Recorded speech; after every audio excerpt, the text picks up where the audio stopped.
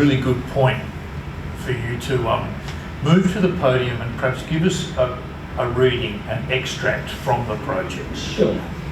So what I want to do is to just read a relatively a smallish passage from the opening statement that Medea would make. And what I've done, as I said before, a lot of the aspects of the Greek or of Euripides' play are such that they're well suited to going into this trial sort of format.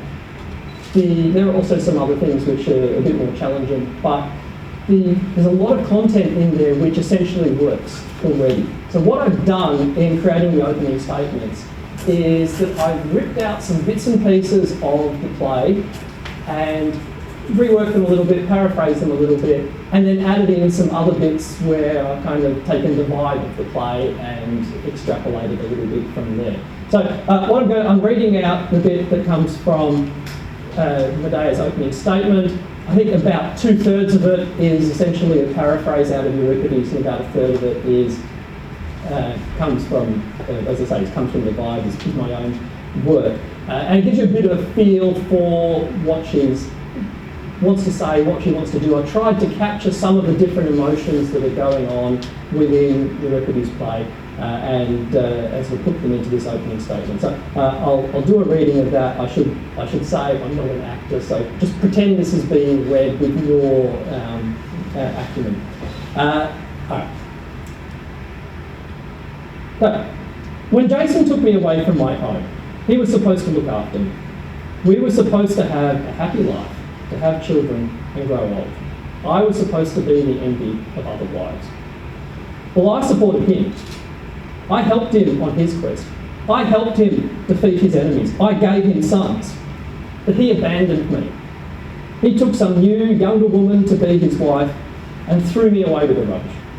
And he didn't even talk to me beforehand. I didn't hear about it until after it was done. And when I did hear about it, it wasn't even from him. Imagine yourself in my shoes, to hear that one day, out of nowhere. Oh, and your worthless husband isn't even man enough to tell you himself. When I heard it, it destroyed my heart. My life was gone. I lost all joy. I wanted to die. The man who was everything to me, my own husband, turned out to be the worst of me. Of all creatures in this world, we women are the most unfortunate. First, we need a husband, and we have to buy him with a dowry. If that's not bad enough, he then becomes the ruler of our bodies. And then comes the crucial question. This husband we've selected, is he good or bad? No woman can really know beforehand. Then, when she goes into her husband's home, it's full of new rules and different ways of doing things. And a woman needs to be like a diviner to understand this strange man whose bed she shares. Once we've worked hard to figure things out, if we get it right, our husband accepts the marriage yoke and lives in peace. This makes for an enviable life. But if the marriage doesn't work, then death is much to be preferred, for a divorce loses a woman all respect. It's not the same for a man. When the man tires of the company he keeps at home, he can leave, seeking relief elsewhere, outside the home. He can get excitement with some male friends, or someone his own age. But we women have to look to just one man. Men tell us we live safe and secure at home, while they must go into battle with their spears. How stupid. I'd rather stand 3 times in battle facing the enemy than give birth once. But most women are luckier than me. You are all much luckier than me. Think of what you have that I do not. You have a city. You have your father's house. You have friends to keep you company. You have people to enjoy your life with. But I'm alone. I have no city. I have nothing. It was all stolen from me by this man. I was carried off as a trophy from a barbarian country and abandoned in a foreign land. I have no mother, no brother, no relative to shelter with in Greece. I am a guest among strangers, and when he turned against me, I became an unwelcome guest, abandoned and dishonoured. The one man who was supposed to be on my side broke his promise and turns against me. That's when I knew I had no choice. I had to do something. I had to make him pay for what he did to me. I had to make him feel what I felt. And the only way to do that is to take away the new family he was trying to make. He took away my future, and with the God's help, I had to take away his. I had to get rid of that wife. I had to make sure she would never give him the royal children he was so desperate for. That was the price he had to pay for what he did to me. You see, my friends, I won't accept my enemy's contempt. I won't have people think me a trivial woman, a feeble one who sits about passively. No, I'm a different sort. Well disposed to friends and dangerous to enemies. People praise lives like that, not the lives of people who accept humiliation.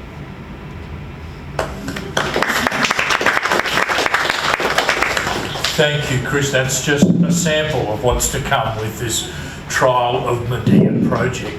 Chris, as you said before, the Euripides Medea is, I think, inarguably the most performed play of all the ancient Greek plays that have survived. Something draws people back to the story. It either gets performed or turned into an opera or reinterpreted. It seems to have so many different aspects to it. There's no one Medea. Can you talk about that a bit? Sure. I think that's one of the things that really keeps the play interesting and engaging. It's one of the things I really hope to draw out with the trial as well, is that there are a whole range of different ways to interpret Medea. And in fact, there are a whole range of different ways of interpreting Medea that are there in the text, that the different characters within the play present to us. Euripides hasn't gone for a simple explanation for what's going on. He's given us a whole bunch of different explanations for us to choose from. So, and some of them that are relatively straightforward. There's quite an interesting portrayal of depression going on there, I think. We can certainly read that as something that's happening in Medea. There's also an element, there's a large element of her pride being hurt, and her being a person who's very worried about her pride and her reputation.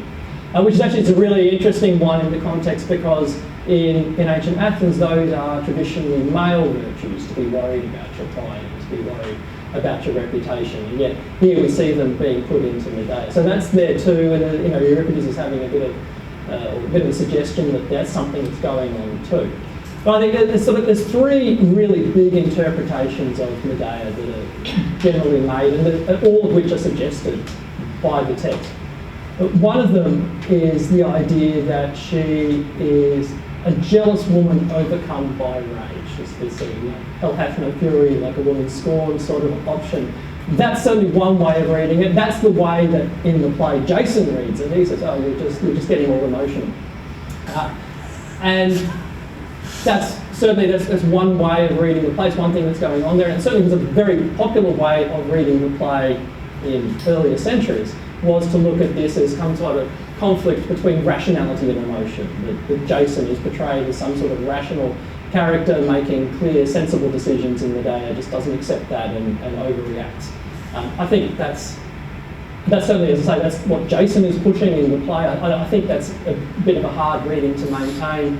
It sort of requires you to say, hey, the rational thing is to be completely insensitive to your wife's feelings and to go and rule ignoring those sorts of things, which I think is a bit hard to maintain as a reasonable concept.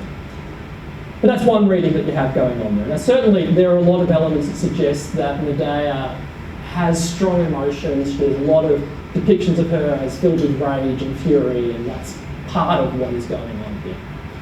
But I think Euripides has also done a really strong job of portraying her as a person who has been put in this difficult situation where she has been pushed beyond her coping abilities. He really emphasises her outsider status throughout the play. So Medea is originally from Colchis, which is in modern Georgia, out in the Black Sea.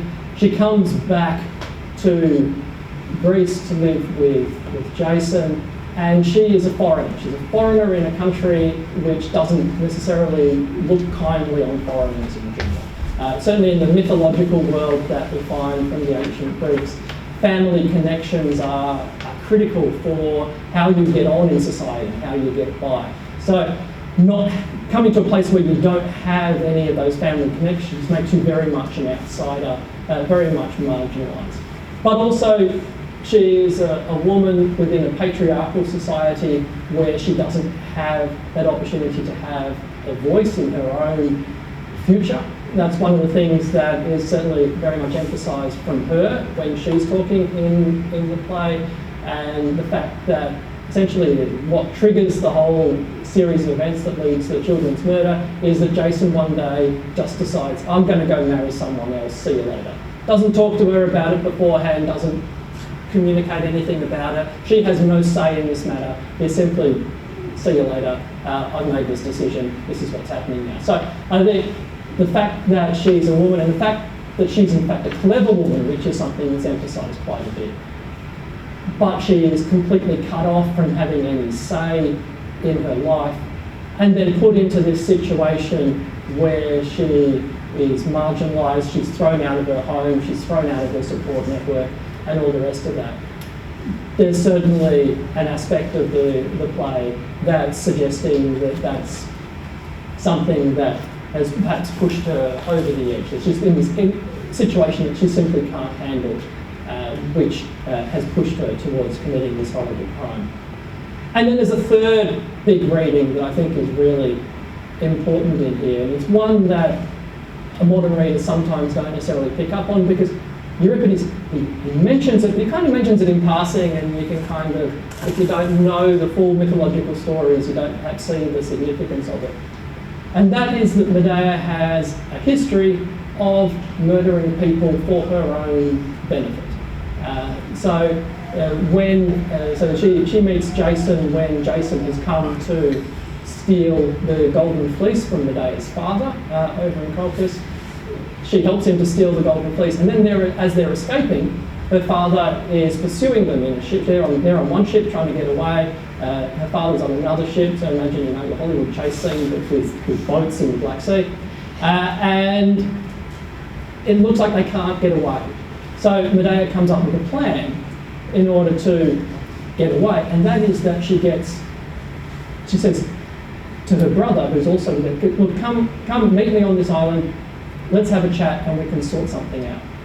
The brother comes to the island, and then, depending on which version you look at, either Jason or Medea jump up from behind the bush, stab the brother, kill the brother, chop him up into small pieces, get back on the ship, start sailing away, and then slowly throw the pieces into the water one by one, so that the father, who is sailing along behind them, has to slow down to pick up each of these individual pieces one by one of the brother. So there's that, and then when they get to Greece, there's another whole murdery thing happening where she manages to convince three daughters to go and murder their own father and chop him up into pieces once again. And then the Athenian, an educated Athenian in the audience would also know, because there's a few mentions of Aegis, and that's where Medea ends up escaping to Athens with King Aegis. And what happens after that is that Medea again tries to murder his son in order to get her own way. So there's kind of this pattern of murdering people, family members sometimes even, in order to achieve personal goals, which is perhaps slightly psychopathic. So there's that aspect in there as well. So I think there's sort of those three big ways of reading that are in there, and they're all in there. And I think Euripides has done this quite deliberately. He's put all of them in there rather than coming at one particular answer, so that we can get a sense for this complexity. And also, he also makes them he sort of complexifies them a little bit sometimes. In the beginning of the play, Euripides talks a lot about or portrays rather, Medea is in this very desperate situation. But by the middle of the play, she's actually managed to solve a whole lot of her problems. So she manages to talk to the king of Athens. He provides her, she talks to the king of Corinth where they're staying, first of all. He gives her time to pack her stuff and get out of the city. She talks to the king of Athens. He manages to give her a safe place to go, and he promises to let her stay with him. So the initial problem of, hey, I'm lost, I'm alone, I've got no one to look after me, that's all solved before she goes and murders the children. So she starts off with this desperate situation. Then she kind of half solves the problem, and then she goes and murders the children anyway. So what's going on? That's for the audience, that's for the reader to figure out for themselves. And that's hopefully what we'll try to bring out through the trial is some of these complexities. But yeah, I don't think we're meant to pick between those sort of different ways of reading. I think they're all sitting there, all sitting next to each other. That's part of the complexity of the human experience and the human characters that the play is really trying to explore. Chris, you mentioned before that over the performance history of Medea, it's been read in different ways. Different matters, different issues are important to people at different times. In our moment in history, you already mentioned there are things that are enormously prominent that bring out a different reading to Medea. One, when you tell the backstory, I'm sure plenty of people in the audience, when you hear the backstory of Jason and Medea, there is an element of Bonnie and Clyde about their activities. They're almost like a pair of criminals. Is there, for the modern reader, an element of something that is quite acute in our society, and that is women who are incarcerated? Medea as the woman criminal, and that part of her situation is like that of an incarcerated woman. So there's a really interesting project that's taken place in the United States by a woman named Rhodessa Jones called the Medea Project. It's something that she started decades ago, where she actually went into women's prisons in the United States and she had a job of working with them on some performance pieces as a way of helping them to rehabilitate. And one of the things that she found was that she introduced them to the story of Medea.